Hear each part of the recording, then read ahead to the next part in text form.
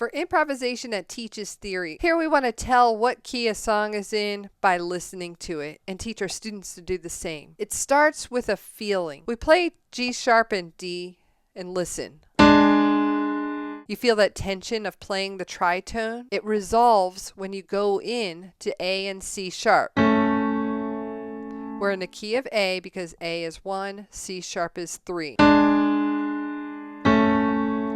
Now if you know A is 1, C sharp is 3, can you figure out which number the tense notes are?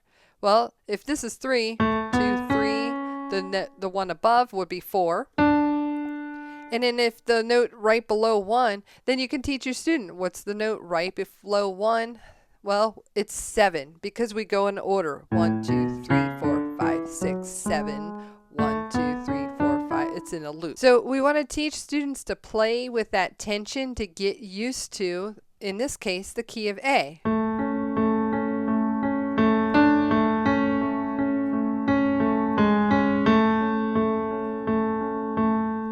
Then we want to give them examples of songs that play with that same tension, opening riffs that use these same notes. I'm going to use Closing Time as an example.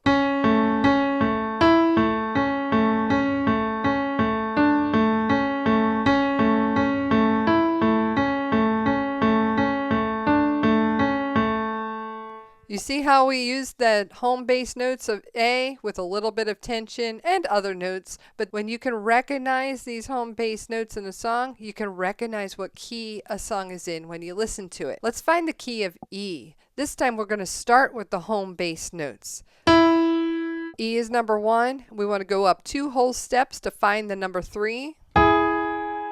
Now the home notes in the key of E step out to the tense notes.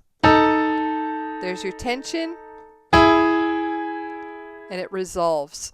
When I say the home notes, I really mean the home bass notes. I don't want to confuse this with the root tone, the home note, which is just 1, but it's more functional when you can include 1 and 3 as a team that brings things in. The 2 half steps in the pair go into 1 and 3. Again, you can play with that tension.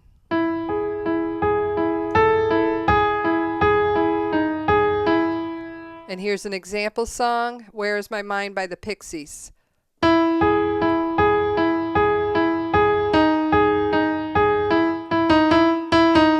The Function Finder worksheet helps students learn the keys in a scale by referencing note relationships. It's a simple way to get us thinking in numbers when learning the bass line of a song. Let's use the home bass in the key of C to navigate numbers. 1 and 3 are here.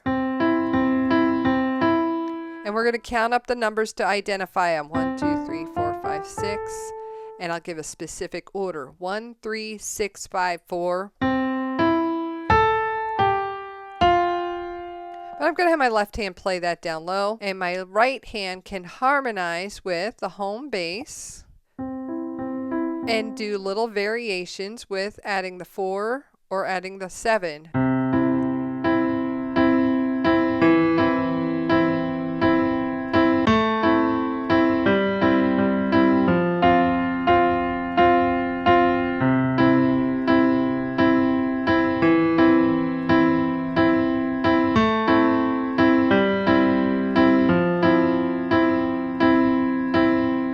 The advanced skill is to be able to do this in reverse. Find which note pairs match the chord tones with the bass line. As a side note, you can learn to harmonize with just a bass line and the right hand comping, but we do want to learn chords and their inversions. So the Chord Crafter worksheet teaches the chords of a song while using musical function to create the right inversions. Now that we've learned this set of notes in 3 different keys, let's use them as a lens to determine the key of some royalty-free music.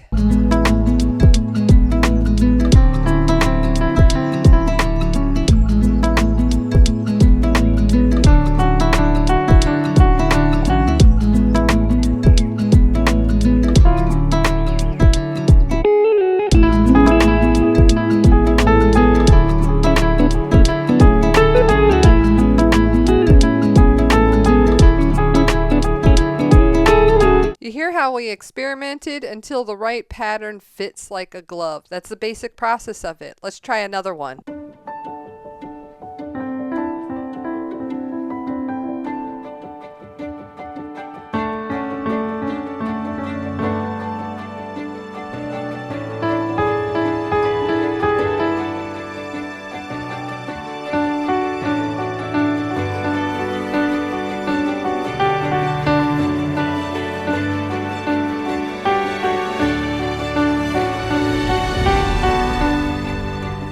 So that one was a key that we didn't consider. It ends up being in the key of D. There's no rush to learn all 12 frameworks for each major scale, but it's good to know which steps to take to find them all. You can find all the stress pairs or tritones at once by using the whole tone scale. That's 3 white keys, 3 black keys for half of them.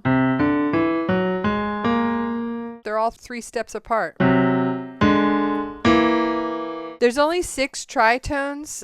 You get all 12 by reversing their order.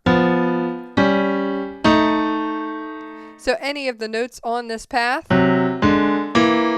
can resolve into the key it's in.